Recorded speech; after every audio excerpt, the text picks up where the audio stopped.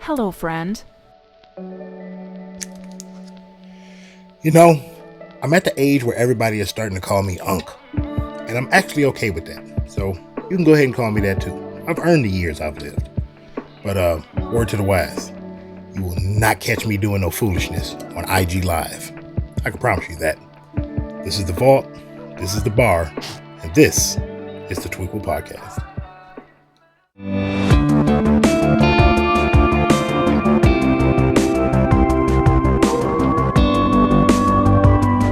What's up, everybody? I'm Jake Alexander, the voice in the void, the lone wolf, your favorite host with a lisp. Welcome to another episode of the Twee'quel podcast. I hope you're all doing well. I am doing well. Thank you very much for deciding to hang out with me while I do this pokey little podcast. You didn't have to. If this is your first time rocking with us, hey, plenty of episodes for you to go back and check out. I'm pretty sure you'll find something you'll like and make you want to subscribe to this show later on. And if you've been rocking with us for a while, thank you very much for returning. Like I say, I always truly appreciate it. I don't care if it's 1, 5, 10, 100, or 1,000 of you.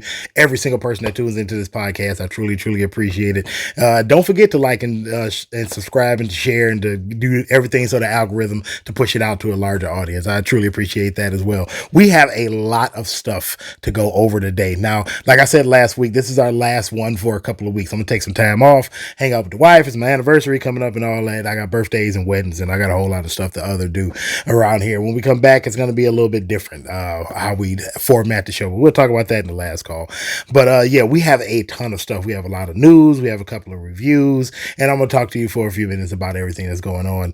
Like I said in the last call with the podcast going forward, but that's stuff that we'll do later on. But for right now, let's jump right into the news.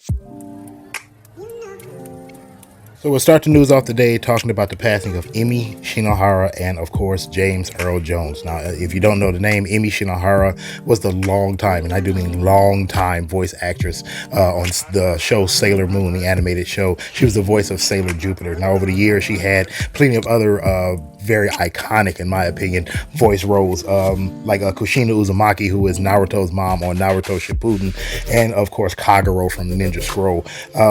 Nothing is said about what she passed from, but it is said that it was a long time illness, and basically during treatment is when she actually passed away.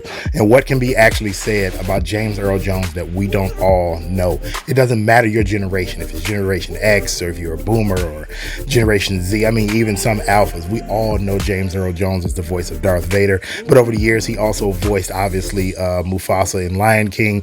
He was Mr. Myrtle in Sandlot. He was Thulsa Doom in Conan and the Barbarian. There is not a single piece of media, it doesn't matter if it's movies or television, voice acting, animation, it doesn't matter. James Earl Jones touched it. He is absolutely one of the most iconic, if not the most iconic voice that we have heard over the past 50, almost 60 years. I will always remember him watching movies with my dad, and I remember him from The Great White Hope playing Jack Jefferson, which was the story of Jack Johnson, the actual first black heavyweight boxing champion in the world.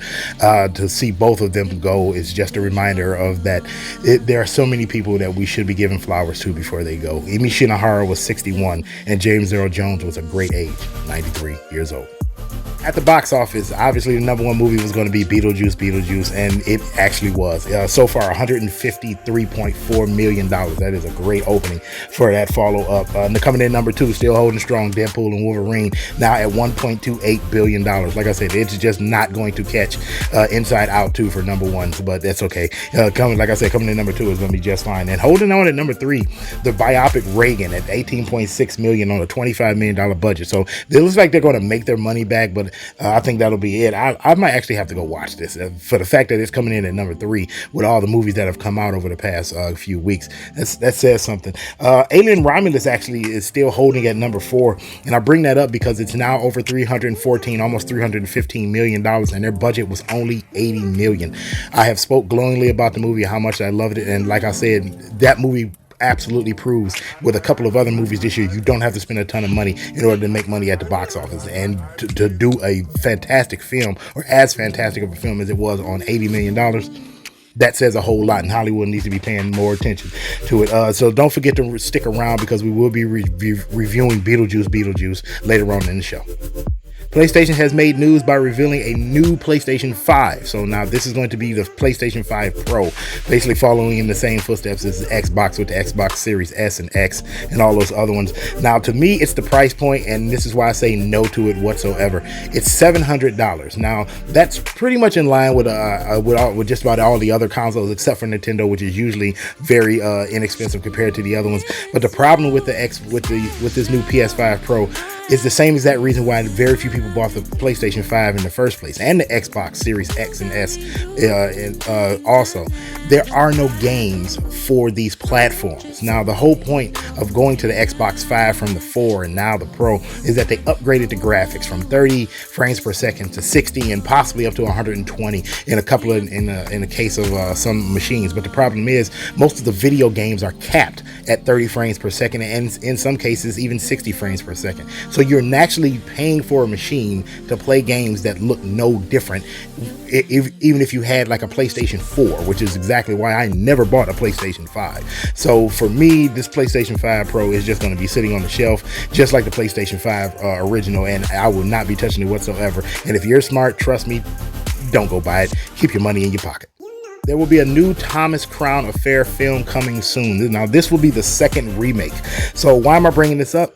It's because the director and the person starring as Thomas Crown in this movie is going to be Michael B. Jordan. Now, he has starred and directed in all of the Creed films, and all of them have been well received. So he obviously knows how to do a movie and be in it at the same time. That says something. There's not a whole lot of people in Hollywood that can actually do this. So this has been 25 years since the first remake back in 1999, I want to believe, and it's been 58 years since the original. I'm not really keen on remakes in general, but the fact that so much time has passed between that first remake and the original to now, well, hey, it's all good. So I actually do look forward to Michael B. Jordan starring and directing in this movie. And speaking of remakes, this really isn't actually a remake, it's a part 2, and that's Constantine 2, and we just got a big update. Actually, we got 3 big updates on it over the past few days. So what's being reported from the producer of it, Lorenzo D. Bonaventura, is that the script for Constantine 2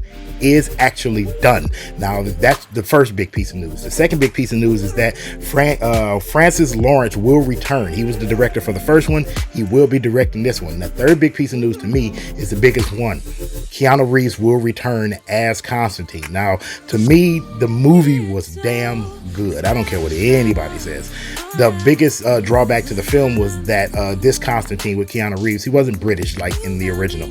So, but I mean, it's okay. If that's the one thing, the one drawback to the film, I'm okay with it. Now, it's also said that this film will be very rated R. That's a quote. That is exactly what Bonaventura said in his tweet when he was talking about it and in the interview. So this probably, in my estimation, this won't be part of James Gunn's new DCU going forward, but as just a one-off DC property for a film, I think that works. In the comic books, Constantine is usually on the outside looking in with everybody, a hero, villain, and demon alike. So the fact that he wouldn't be part of the DCU, it'd just be his film standalone in his own little thing, that actually works. So, and just the fact that we're getting the script already done, and they are still trying to figure out what they're going to do with it, that's good news for everybody involved. Is Kathy Bates retiring? Well, maybe not. So the 76-year-old star will actually be in another TV series. She will be in the reboot of Matlock, where she will be starring as the title character. She said actually in an interview earlier this week talking about the new reboot that she was contemplating retiring or semi-retiring altogether before this role actually was offered to her, and she decided to take it. So now she says that there's probably no chance that she'll ever retire. She'll probably quote unquote die in her chair acting on stage or on some set, which is actually good because she's a really good actress. She's best known for playing Ann Wilkes in Misery. That movie, it was a horror movie, but without a lot of blood. It was a damn good movie. If you've never seen Misery, if you've never seen it, watch it. But she has tons of TV roles as well, so she'll be right at home doing Matlock. And if you've never seen her in American Horror Story, watch it. To me, she was probably one of the best things, one of the top 3 things for that entire series. But yeah, her Matlock series, it actually fully debuts on October 17th on CBS, but they will have a sneak peek preview for about a half an hour on what day is that? I want to believe it's September 22nd. So keep a lookout on CBS for that show. I have said over the past few months that the entire video game industry is actually in turmoil, and we just saw a large shot from the working side of the entire industry, where it just so happens that an entire gaming staff quit. And when I mean all of them, I mean the executives and the floor workers all at the same time just laid down and said, we all quit. So this began when publisher head Nathan Gary, Deborah Mars, and Nathan Vella resigned from Annapurna Interactive. Now, this is all from the company's story that those three were trying to have them break away and become an independent studio from the parent company. Excuse me, but the founder, Megan Ellis, I got to get all this right, suddenly pulled out of negotiations and said, well, I'm not going to talk about this right now. So when I say they all quit, I mean that. Those three executive heads walked out. And when they walked out, all of the developers, all of the hands, the people actually that make the game walked out with them. Now, this has obviously sent a whole lot of people into turmoil. People like 24-Bit Games and Ivy Road, they're in utter chaos because they are developing partners with Annapurna Interactive. They are responsible, if you don't know, for games like Stray, Outer Worlds, and Storyteller. And this is all going on while the SAG-AFTRA video game actors strike is still going on now, actually over 2 months, just about. This could be a good bargaining chip for all of those SAG-AFTRA actors, to where if an entire video gaming staff decides to walk out because they don't like how the company's being run or how their fellow voice actors and whatnot are being treated, that's a good bargaining chip. And we could actually see that do some good inside of the industry by making developers and developer heads do things differently. And maybe the video gaming industry won't be as bad as it is. There is a lot to this, and I have to dig more into it. Yeah, we will be on hiatus for a few weeks, but I will give you updates as often as I can, specifically on this, because whatever comes out of this is going to affect the strike, and it is going to affect all of our gaming love for a while to come. Now, if that video gaming news made you sad, this video gaming news will actually make you a little bit happy. So Tony Hawk is back at it. He's announced that he is again working and talking with Activision. He actually teased something in an interview, and he says it's, quote, insanely exciting. Something insanely exciting is going to happen for the 25th anniversary of Tony Hawk Pro Skater. Yeah, it's been 25 years. Oddly enough, man, just knowing that kind of hurts me a little bit, because that was one of my absolute favorite games when it first came out. It could be a new Tony Hawk Pro Skaters in the work, or we actually could just be getting a remaster of the original. Now, depending on which one we get, it would depend on how excited I am for it. Would I be excited for an original? Absolutely, but I would be a hell of a lot more excited for a new up-to-date one. So we'll see what comes out of that news. This is actually the first time Tony Hawk has spoken about this, and he said he's been working with them for close to a year now. So whatever they got going on, it's serious if you've been talking to them and working with them for close to a year. So whatever comes from this, I'll let you know. And believe me, I'm going to be watching it closely, because if I get a new Tony Hawk Pro Skater game, that game just might take over my life for a little while.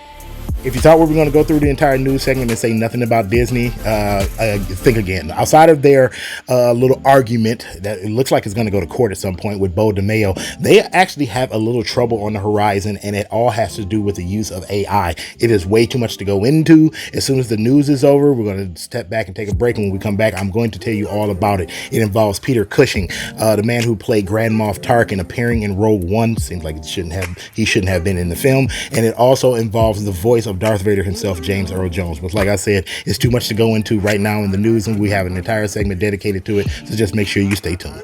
So we're going to end today's news by pissing Drake off just a little bit more. And by pissing Drake off, it wasn't me. It was the NFL. So it was just announced just a couple of days ago that at Super Bowl 59, I believe it's 59 at the next one, next year, February 9th, 2025, the halftime show will be Kendrick Lamar. Now, this will be Kendrick Lamar's obviously his first time performing at the Super Bowl, but it will also be the first time a solo rapper will do the entire show for the Super Bowl, which is a great honor. Drake is about to hear the entire world sing "They Not Like Us" in unison in real time. That's what I mean. He's going to be pissed off. Like I said, it's going to be Super Bowl 59 next year, February 9th, 2025. So make sure it's on your calendar. It's going to be held at the Superdome in New Orleans, Louisiana. And that seemed to piss off one of Drake's actual very close friends, Lil Wayne, because he like so many of his fans believe that he should have been either considered or actually just picked for the show.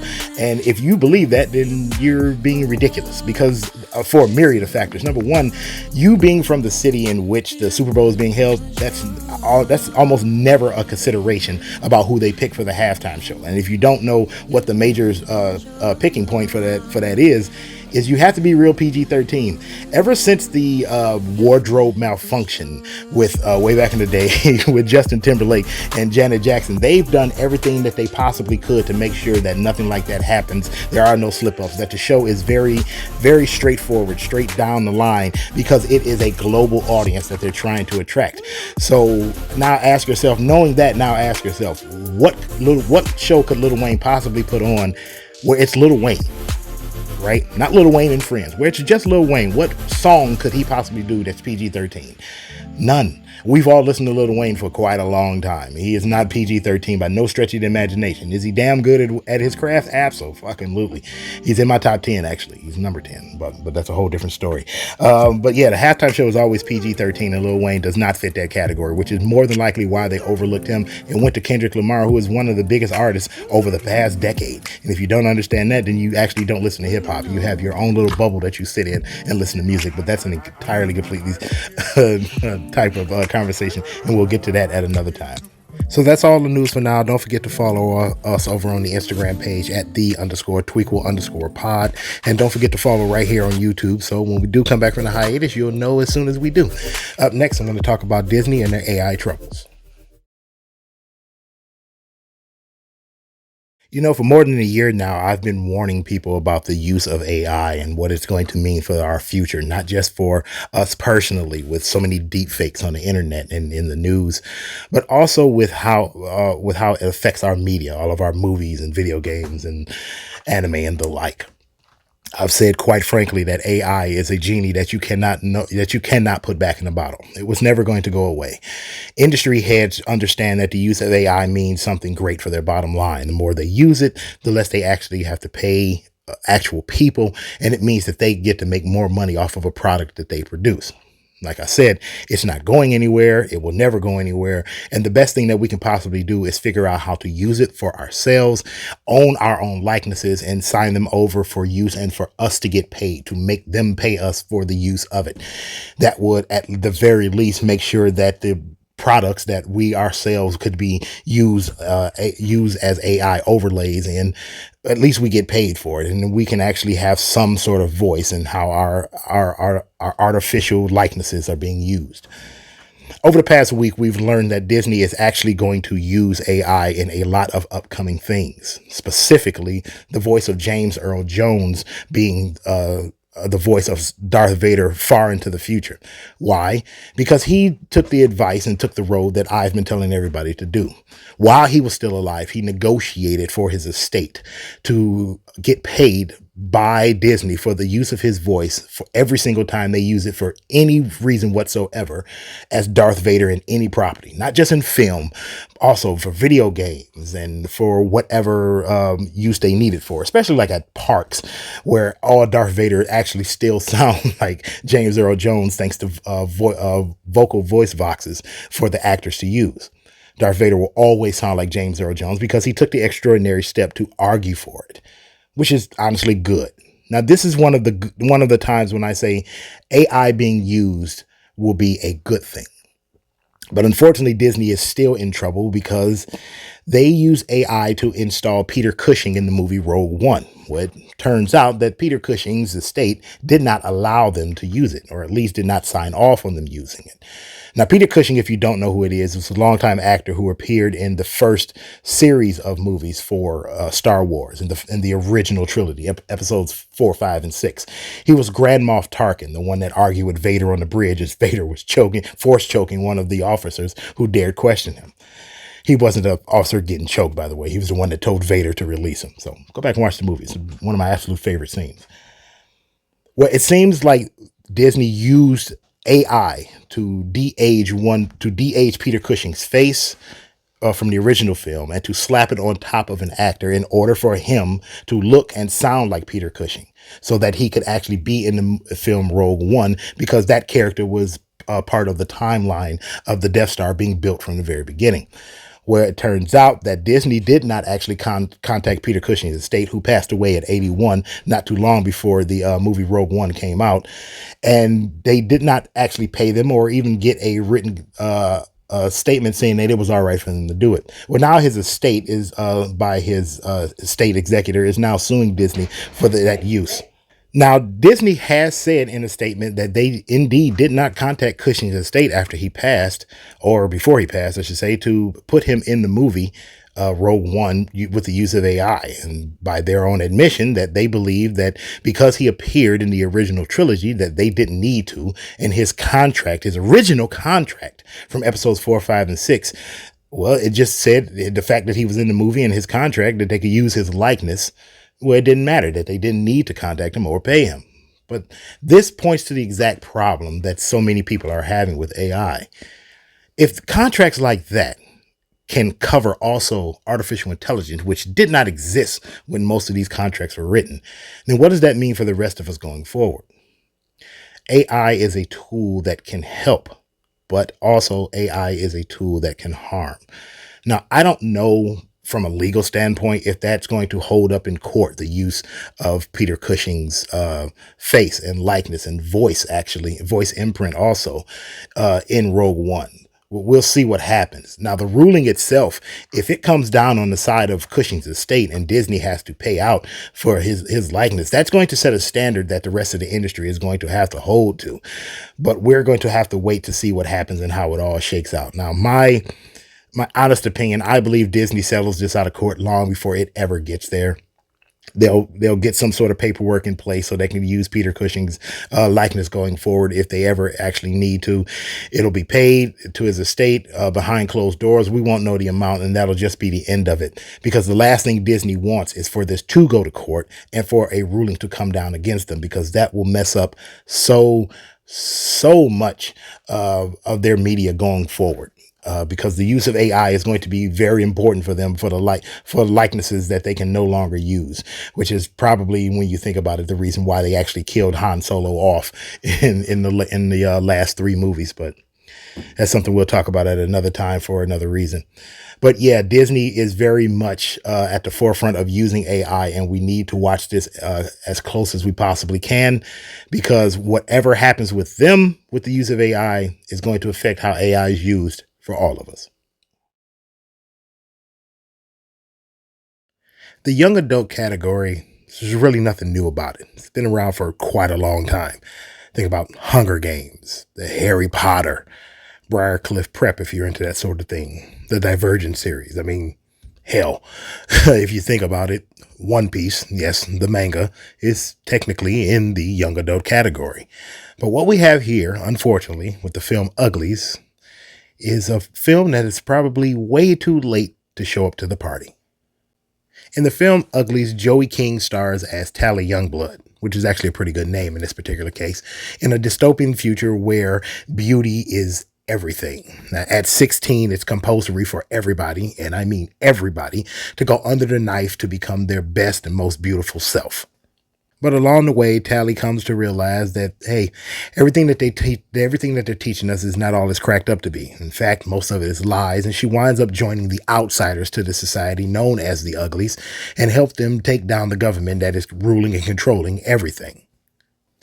Now, on the surface, the plot sounds good, but unfortunately, sounding good and actually being good, well, that's 2 completely different things.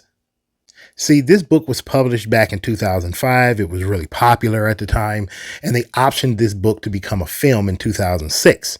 Well, unfortunately, fast forward, it's 2024. The fans of that book are either adults or becoming adults. This film, right now, in this particular year, is very much out of place, especially considering that going under the knife and plastic surgery is pretty much a rite of passage for every single teen that is floating around now. If you don't believe me, just look at everybody's Instagram feed on most days. If you think about it, this film should have been made in or around 2010. Now you take all of that and add on the fact that pretty much everything in this film falls completely flat where every other young adult film really does shine. I mean, think about it. You want an ugly girl story where she's actually winning? Go watch Ugly Betty or the telenovela that inspired it, Betty Las Fea. It's way better. You want dystopian future?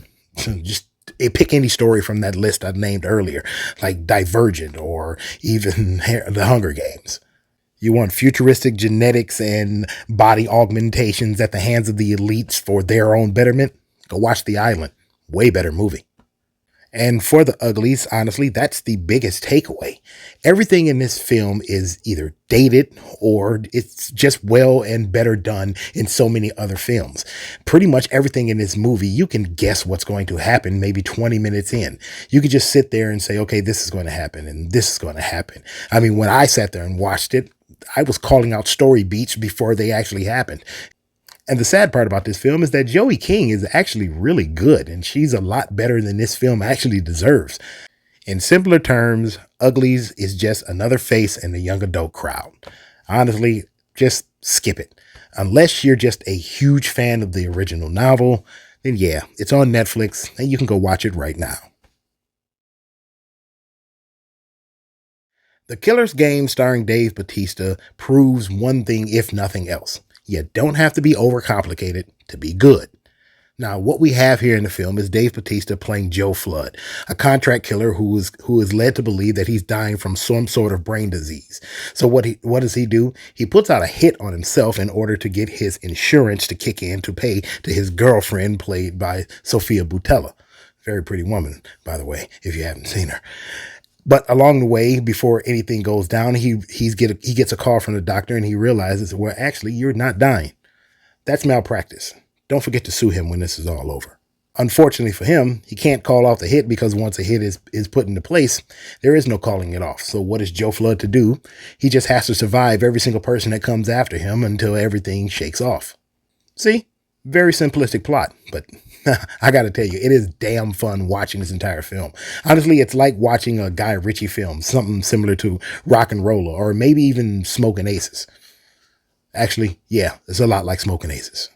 Yes, it's just a crazy action flick, and the action is good, and when it's not, it's not. And what I mean by that is there's a lot of CGI that we really didn't need, but it works in some places, and in other places it doesn't.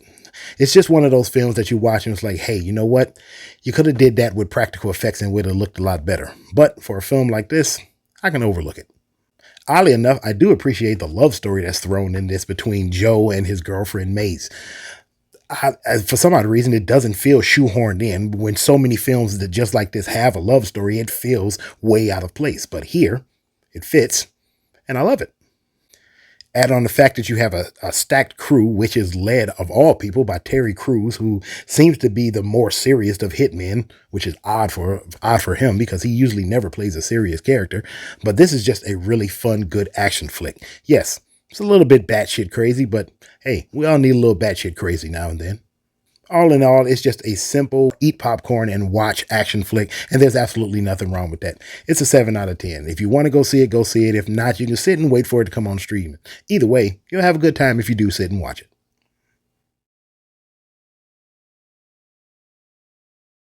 This should be the easiest movie review that I ever do. Beetlejuice didn't need to do much. Just need to be a touch nostalgic, tell a good story, and stay out of its own way. And congrats. It did just that. Now, I will concede that this film is basically a calculated run at the macabre spirit of the original, but it's a good calculation. This feels more like a passing of the torch moment wrapped in a beautiful fond farewell. Michael Keaton is as good as he ever was as Beetlejuice, and Catherine O'Hara was a hell of a lot funnier than even I thought she was going to be. And while I knew Winona Ryder was actually going to be really good, I mean, she was damn good in the original and she's been good in everything else she's been in, I'm really surprised at how good Jenna Ortega actually was. She feels like she was born to play in this role, in this particular world. She's not Wednesday Addams. And I know a lot of people going in was very worried that that's all she was going to do. But no, she didn't mail it in. She didn't just show up, be Wednesday, and hope everybody liked it. This is a different character character, and she played it differently, and she played it beautifully. And honestly, the only people on the cast that seemed even slightly out of place was Monica Bellucci, Danny DeVito, and Willem Dafoe. Now, don't get me wrong, nobody hate me. I'm not saying that they were bad, because they weren't bad. But I wonder if we would have gotten to the end of the film in the exact same manner we got to the end of the film without them being there. Or just maybe pulled back on their particular angle of the story and gave us a little bit more Beetlejuice toward the end. I wonder if that would have been a thing. And honestly, I can say, I don't know if anybody else will agree with this, but I totally miss Gina Davis and Alec Baldwin in this as the Maitlands. Now, yes, Tim Burton said that he didn't want to add them in because their story was encapsulated in the first film, and he didn't want to add them into this and make it all about fan service. But unfortunately, I don't think he got that point because pretty much the entire film is just fan service. But I understand why he didn't put them in there, but at least we know that they did go on to have a happy life, and it did explain what happened to them in the film. I'm not going to tell you what happened. Go watch it and you'll see. In all honesty, Beetlejuice is just a really good, really fun follow-up to the original that deals with family dynamics, reconciliation, and just good plain old anarchy. And although this film technically is 3 decades too late to have the same impact as the original, at least this one doesn't take away from the original. It actually adds to it, adds to the lore, adds to the love, adds to the story overall of Beetlejuice that we've come to love. And honestly, with the original, the cartoon that came out a year after the original, and this makes one hell of a trilogy. That's all of our reviews. You tell me what you think of all 3 of those films that we just talked about. Up next, it's time for the last call. So that's it, and that's all. It's time for the last call. And usually in the last call, we have it be a little bit more rapid fire, a little bit more, laid back, loose. And then we end the show and then we move on to the next episode. But today we're going to take our time for a moment to do this last call because, like I said, this is our last one for a little while. Over the past few months, actually, this has been an adventure that I have truly enjoyed because this was our first foray into being full-time basically on YouTube. There has not been a single Spotify episode, which is where this podcast started. It started on Spotify. There hasn't been a single one for almost 6 months now, just about, something close to that. It's all been on YouTube. I'm learning little by little. I am winging it pretty much every episode. You see thumbnails, I make all those. I do all the editing, the music, everything is all me. I'm learning. It's a steep learning curve. It's a lot to learn. But I am getting better at it, and this podcast is going to change going forward. Right now we're in the vault and we behind the bar. You can see a handful of my collectibles, but we won't be doing it going forward behind the bar. It may not be the very first episode when we come back from this hiatus, but it may very well be the episode after that, but it'll be one of the two where it'll be a completely different setup. I'll be sitting at a desk. I'll still have my collectibles and whatnot that you can see behind me, but it'll be a whole new look. That's kind of where I'm aiming. I'm trying to make this better. I really want this show to grow. I want it to be bigger. I want to do this full time. So, in order to do that, obviously we're going to have to change some things up. We're going to have a different set, obviously. And I really, really am going to lean into asking for your help as well. I want you to subscribe to this channel, but I also want you to share it with your friends. I want you to point out to your friends and family and anybody else who might listen to you and say, hey, this guy actually has a unique perspective on movies and anime and music. And we're going to do a lot more of those things more often. I know we, since joining YouTube, we focus mostly on movies, but we have talked about anime along the way and comic books as well. But I want to add all of those things into it. I want to talk about more music and discuss more music. I'm trying to get a full-time co-host. Let's hope, cross fingers. I got a couple of candidates. Maybe maybe we can work out a schedule so one of them can actually be full-time co-host on the show, and it'll be 2 of us, and that'll actually make the show better because the banter back and forth between 2 people is always better than just one person talking to a camera. We are going to start adding in other things for our discussions every week, like wrestling. I am a giant wrestling fan, and I know I have other friends who talk wrestling, so maybe that's what it'll be. We'll have a separate show just for wrestling right here on this channel. I also want to add in other things outside of music and wrestling. I want to start talking about cooking, maybe. I have a lot of interest, and I want this podcast to be a broad thing, and maybe not even just a podcast. Maybe we'll keep the movies right here, start a completely separate show for wrestling, a completely separate show for cooking, but those are things that we will tackle as time goes on. And drinking. Yes, I drink, and I enjoy alcohol, cocktails every so often. So maybe we'll start adding those in with the cooking show, but we'll get to that at a different time. It is a lot of things I want to add to the podcast going forward. It isn't just for this one particular show. I want this channel to be a major thing going forward. So I am going to ask very humbly for your help. Like I said, likes, subscribe, share to every single person you could possibly do it to.